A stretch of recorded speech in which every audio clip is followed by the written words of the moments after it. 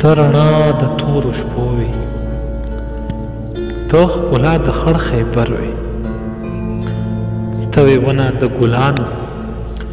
د ښایسته چمن. او یو حدیث دا ورته فرمایي چې که چېرې ما د ستا د پیدایش اراده نه وای کړې، ما به خپله خدایي نه وای ښکاره کړې. ته د ده باره په شان کې څه اوچتوالی وشو که نه؟ ټولونه اوچتوالی، ستونی اوچتوالی هغه ته خبرې وشو. اوس که چا مخکې ته د رسول الله دا صفت وکړه لکه ما چې بیا به داسې کوي چې دومره صفت یې وکړه خدای متر جوړه وه. نو دا د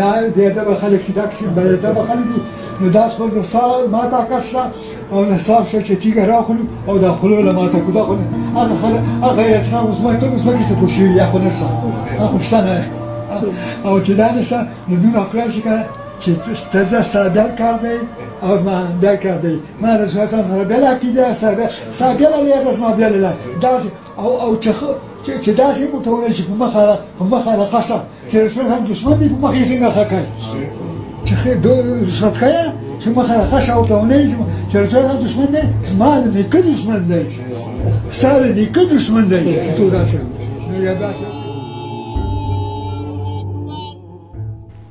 چرته لاړې زموږ ګرانه ای شیخ ګل صاحب مبارکه، ته عالم وې، ته فاضل وې، ته کامل ولی الله وې، هر سنی د کوټې ستن وې، د اسلام د کلا ور وې. چرته لاړې زموږ ګرانه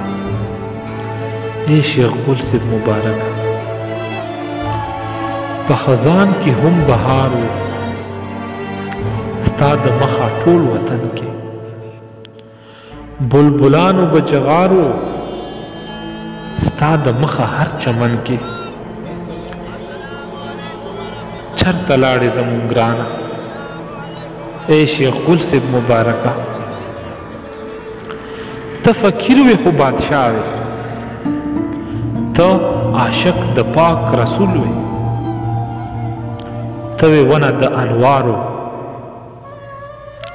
او ته دوست د رب اکبر وې. مینې را روانې راوکړه چې خدای زموږ ستاسو ګناهونه معاف کړه، زموږ تاسو خدای زموږ ستاسو مخکې اکابر په برکت باندې خدای به زموږ ګناهونه معاف کړه او د دې وطن نه خلک حیا او صادر کړه. داسې نه خدای پاک نه کوي چې د خلک ټول کټي وباسي وځي او پتې نه لګي چې لاهور له ځي او بلې دنیا ځي او که څه شی ډېره عجزي خبر را روانې او دعا کوي چې خدای پاک اللهم یا رب أحسن عاقبتنا في الأمور كلها وأجرنا من خزي الدنيا وعذاب الآخرة.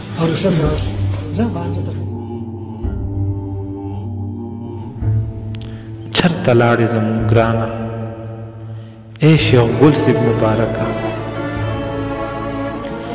هر سنی پتا یتیم شو، هر سنی پتا یتیم شو، ټول خیبر پتا یسیر شو. جمعه مبارکه ورځ چې ده حدیث مبارک راغلی چې دا هره جمعه چې ده دا د حجاجو د غرباو خلکو حج سبحان الله مړو خلکو به شابي لکونه کړ او خپل ځي او پر دا نه دا هغه چې اجزان غربا دي نه د غرباو لپاره حج رسته که الناس جمعې راغی لاس حج وکړه او که شل جمعې اصل حج وکړه او داسې موږ ټول راغلي یو دي موږ خدای شامل کړه غرباو په حج کې موږ شامل کړه بیا دعا وکړئ ګناهونه معاف کړه او مغفرت نصیب کړه او خاتمه مې ایمان کړه او زموږ په دغه جمع کې څوک ناست او چا کورو کې بیماران یې غوله شفا ورکړه زموږ ستاسو کورو کې څوک وي او هغو نارینه اولاد شفا پکړي زموږ ستاسو کورو کې څوک دي عاجزان او غربا خلک او څه تکلیفونه هغه ټول اسان کړه فکر او خدای زموږ ستاسو ټول خاتمه مې ایمان کړه زموږ ستاسو کورو کې څه مشکلات دي ټول اسان کړه.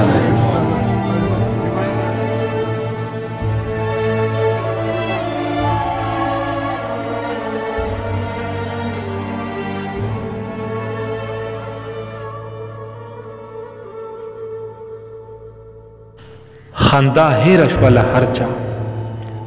په ژړا وطن مشغول شو. چرته لاړې زمون ګرانه اے شیخ سے مبارکه. د سلیم قادری دعا ده درجات د خدای بلند کړه. قبر ستا یو باغچه شه او فردوس دستا مسکن شه. چرته لاړې زمون ګرانه اے شیخ ګل سے مبارکه. اللهم يا رب أحسن عاقبتنا في الأمور كلها وأجرنا من خزي الدنيا وعذاب